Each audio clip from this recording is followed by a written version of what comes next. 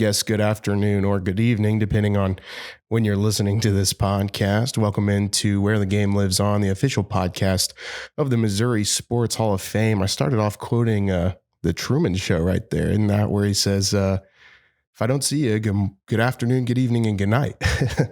But yeah, whenever you're listening in, whatever time of day it is, thank you so much for joining us.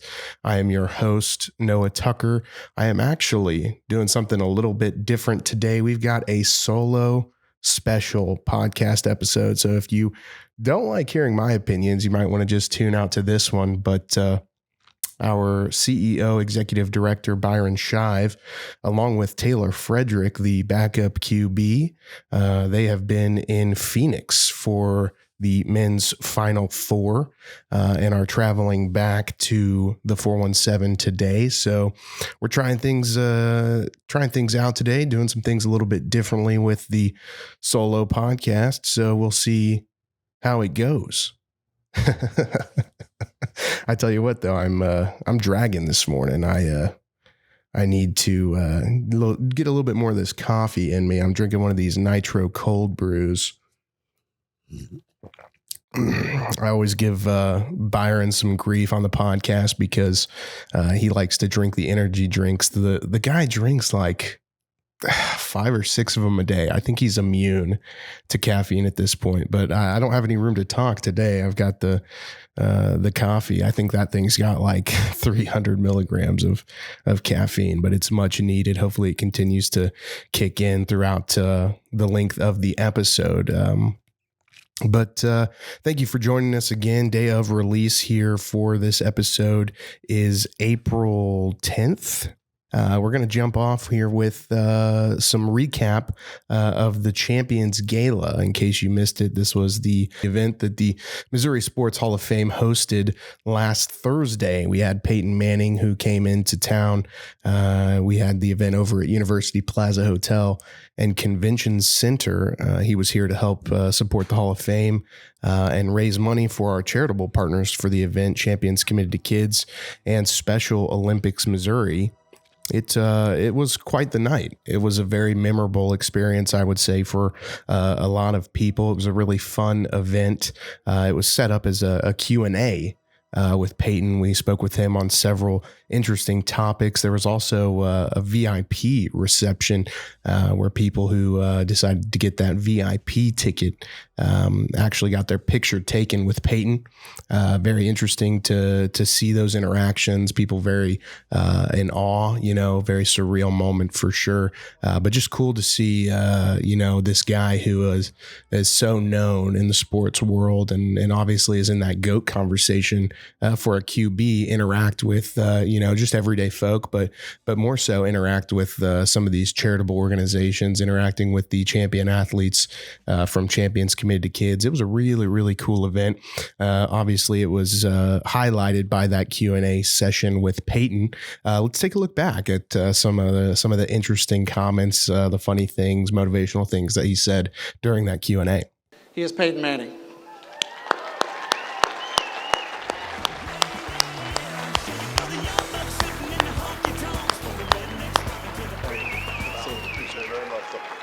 Thank y'all.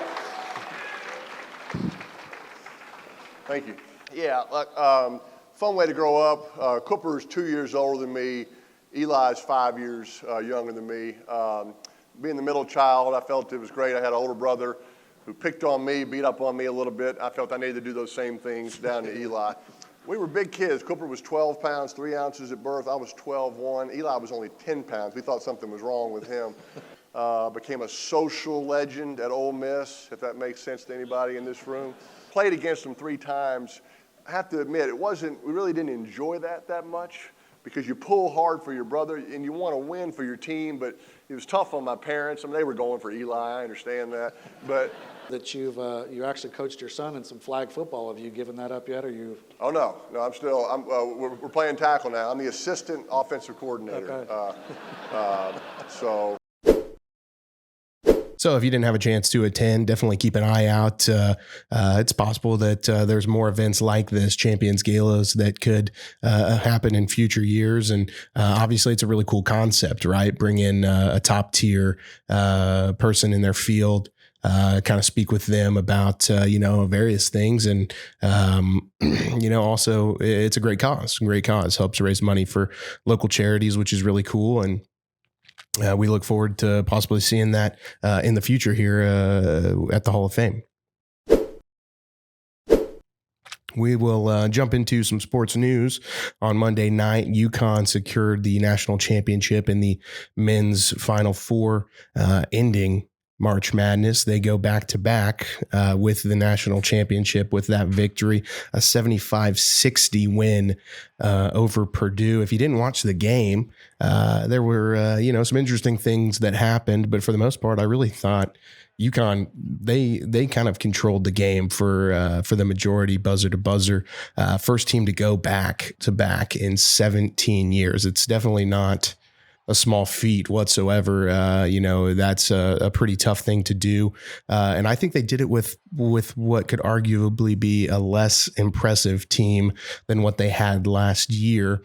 Obviously a very talented squad. They were very solid, very well coached. That was apparent. But last year's team was led by guys like Jordan Hawkins and Andre Jackson Jr., both of those guys on NBA rosters now. So you look at it from that perspective, and I think that the back-to-back is more impressive. You lose NBA talent, and obviously you have some guys come back. You have some transfers, but then beyond that, it's even harder just to go back-to-back, regardless of who you're keeping in the building and who you're losing, to the NBA or to the transfer portal.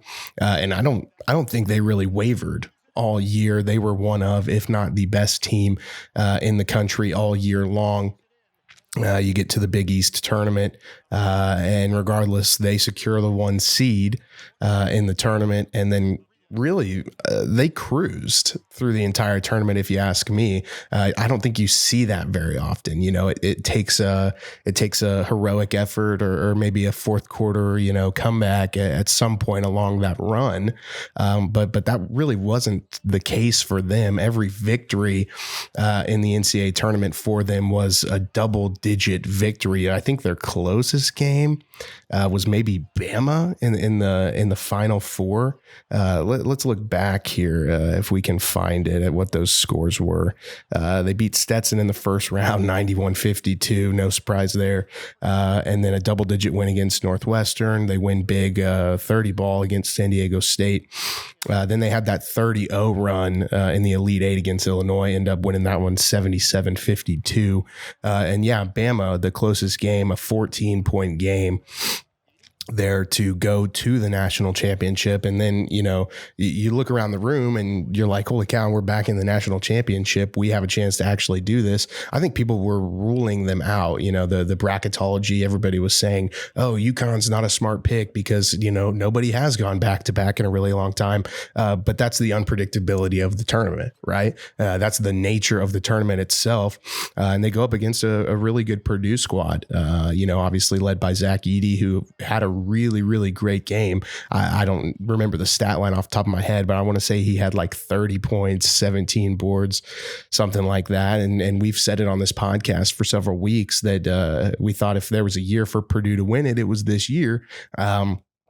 But then you finally get it all the way to the last game, and here you are going up against the defending national champion. And I thought they played like a defending national champion last night. Just continued to hit shots, limited turnovers. Obviously, you're only going to contain Edey as much as you can. He's a big body. He's a 7-footer, and he didn't disappoint. But you've got to have that supporting cast, and I think that's what really showed in that matchup is that, UConn just had the depth. They had the team play. They had the ball movement.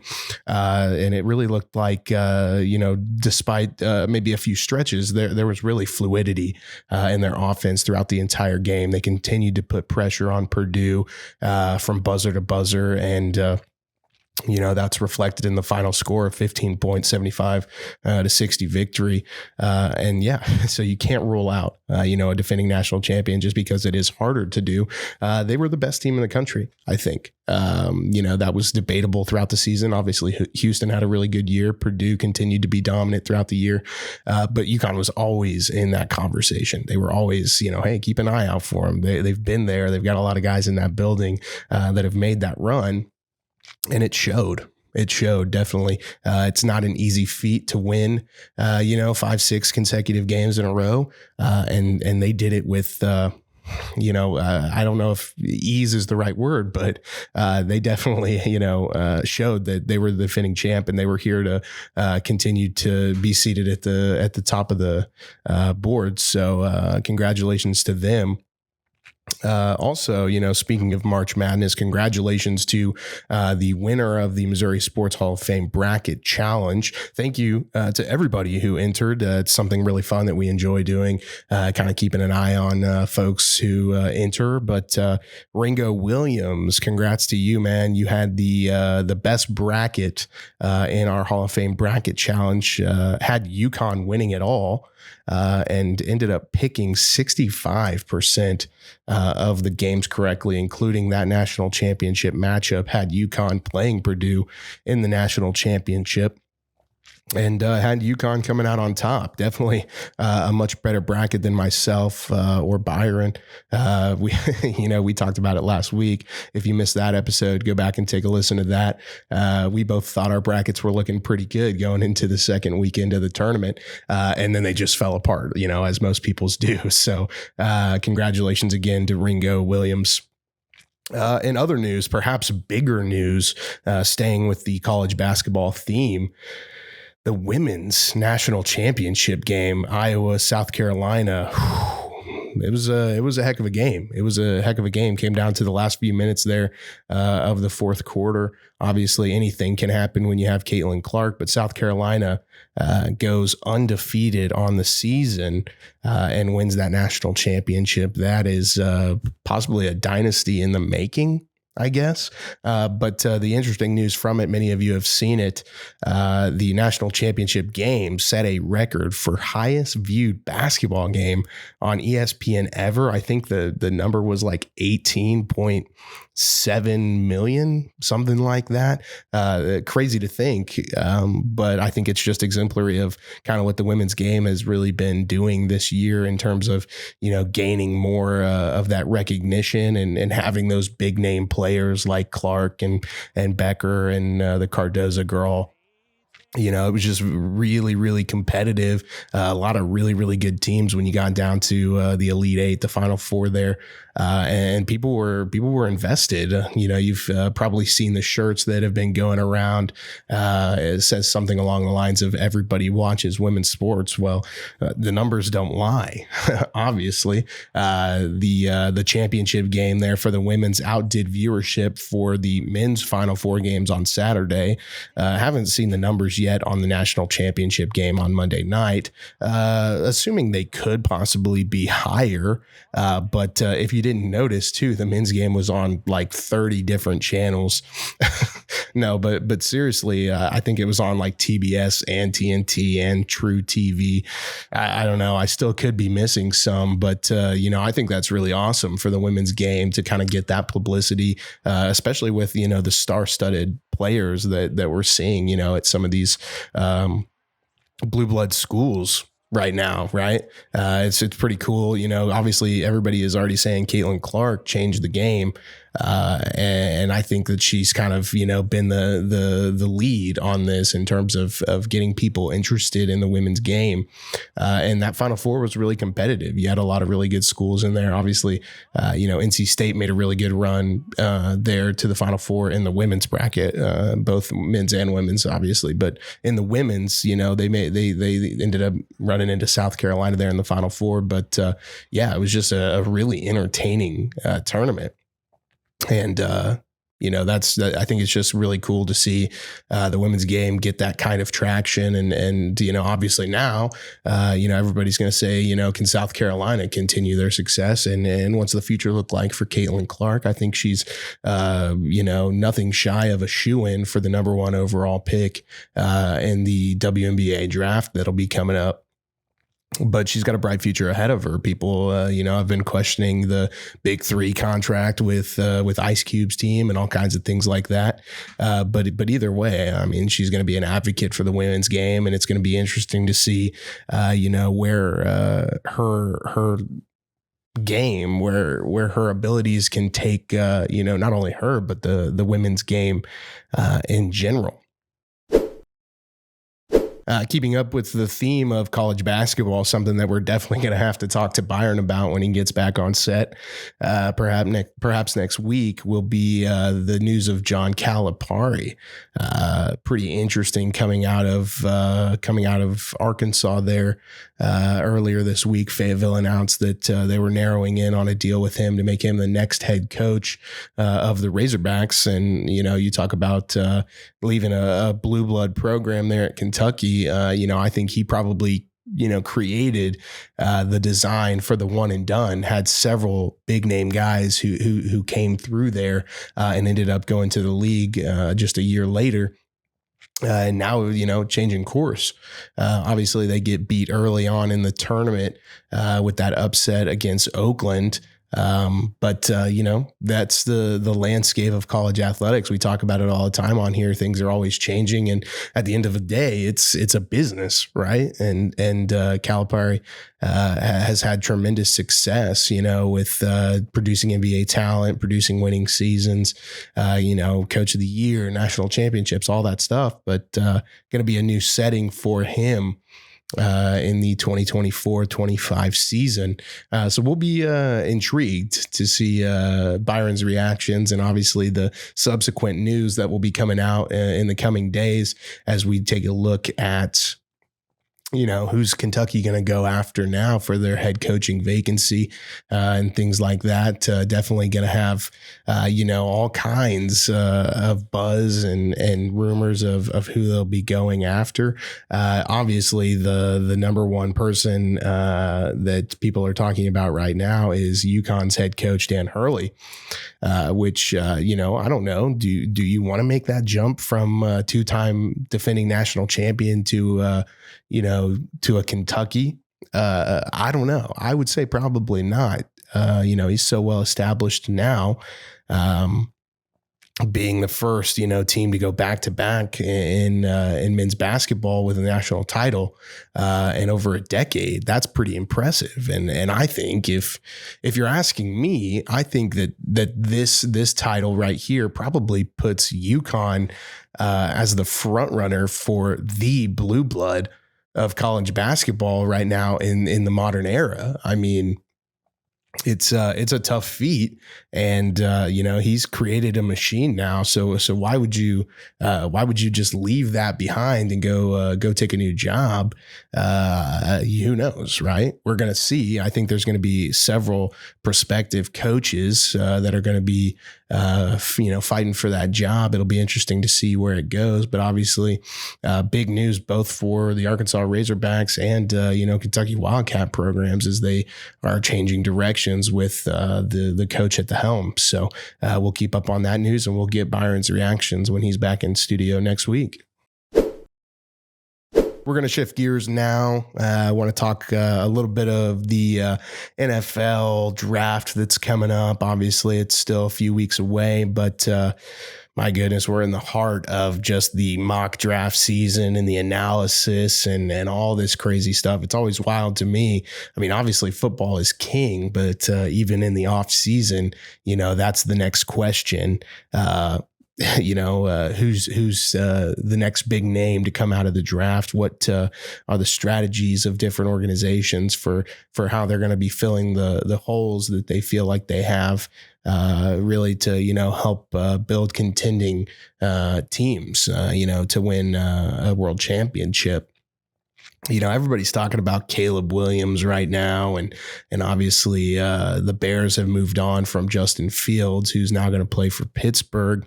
But I think the prospect that stands out the most to me in this class is probably Brock Bowers out of Georgia, the tight end prospect. He's been a big name for several years now. Finally has that draft eligibility to come out. I'm not sure where the mock drafts have him going, obviously, as a tight end. You don't usually see those guys go, in the first few picks, although Kyle Pitts did here in recent years. But I think he's probably the most stable pick, the safest pick in terms of guys who have a game that will easily translate to the NFL. You have to look up there at the top of the board to see what teams are really in need of a tight end. But he's kind of that new era type of guy, who can catch a lot of passes, line up in the slot, things like that. He's got some blocking though too. I definitely think a recent guest on our podcast, Clay Harbor, is probably a big fan of him. But he's definitely my pick for probably the top prospect in this class. I don't think I would go with Williams or Daniels or any of the QBs, even though a lot of those guys are really solid. It's definitely a QB heavy class. But no, I think the Bowers kid is probably the most stable. Somebody who probably won't be picking him up, the Kansas City Chiefs, with the 32nd pick. I'm sure he'll be off the board well before that. Looking at where they're at right now, obviously some of the big news recently, Patrick Mahomes with the restructured contract. They're trying to free up some space to kind of put the pieces around him. That's a very selfless move, by your captain. But I think the Chiefs obviously have some holes that they need to fill, particularly on the offensive side of the ball. A lot of people want to see him take a wide receiver early. I don't think I see that happening. I think more likely you're going to see the Chiefs go after an offensive lineman, possibly even a defensive lineman early, leaning more so there on the offensive side of the ball. I think you've got to make it a priority to protect Patrick Mahomes more than anything. Just give him time, give him, a clean pocket so that he can just do all of the amazing things that he can to, throw receivers open, make plays downfield, and, things of that nature. But you got to keep him upright. You got to keep him safe. I think it's more likely for the Chiefs, probably, third, fourth round, they'll go after a wide receiver. They've kind of taken that position. It's been a pattern a little bit of recent where they go after some of the, lesser name guys, late in the draft that they really like, that fit into their system. Some guys that I've just circled, and these are just guesses here, speculation, but Jacob Coing, Cornelius Johnson, Malik Washington, some guys that I think, they might possibly be able to target if they do decide to go after a receiver in that 3 to 4 round area. I had to get a drink there real quick. Help that coffee kick in a little bit. But as I was saying, those 3 guys, the common denominator is definitely the deep threat capabilities. I think that's something that the Chiefs really need. They had some guys step up in the playoffs here a few months ago that really kind of helped kind of solidify that aspect of the offense. Obviously, the short game, the screen game, things like that are really kind of the modern evolution of offenses. But when you have a guy with a cannon like Patrick Mahomes, you want to have that deep threat that can really just blow the top off of the defense. And I think that's the piece that they're probably going to be looking for. Obviously, a lot of people thought Sky Moore would kind of be that piece as he came into the league, and you see the departure of Tyreek Hill. And really, that's just not the case, in my opinion. Moore has elite speed. but utilized more kind of in the jet sweep game, the pre-snap motion game, with some of those swing routes and stuff like that. But yeah, I would say that's probably what you're going to see the Chiefs do. And maybe it's not even third or fourth round. Perhaps they go earlier, who knows? Perhaps they wait till the sixth or seventh round to take somebody that they really like to try and fill that role. But if you're asking me, absolutely, offensive, defensive line will be a target for the Chiefs. You can never have, enough talent there on the front. That's where, a lot of guys will tell you games are won. And then obviously I think they're going to take a receiver at some point. They may even take multiple receivers. But I think that's the needs that need to be most immediately addressed by the Chiefs at this point.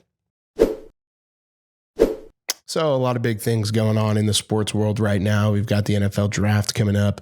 NBA didn't even touch on that today, but obviously we're in the midst of the playoff push right now for them. Baseball season is back. We'll be talking Cardinals and Royals here in future episodes. Both of those teams showing a little bit of promise here early, but it's very, very early now, 8, 10, 12 games into the season. There's obviously, baseball is a marathon, not a sprint. So we'll have all summer to keep up with, what those two organizations are doing. We also have some big things going on around the Hall of Fame. Recently announced Kansas City induction class, several big names there. We'll put a link to that in the podcast description.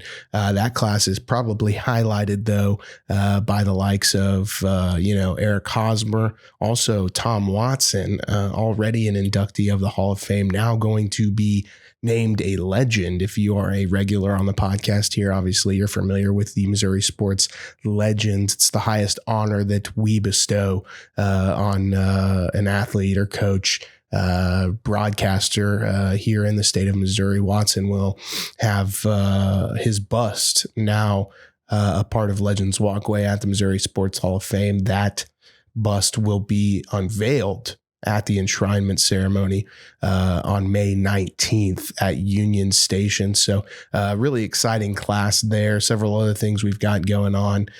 Golf coming up here pretty soon. Golf season is practically upon us.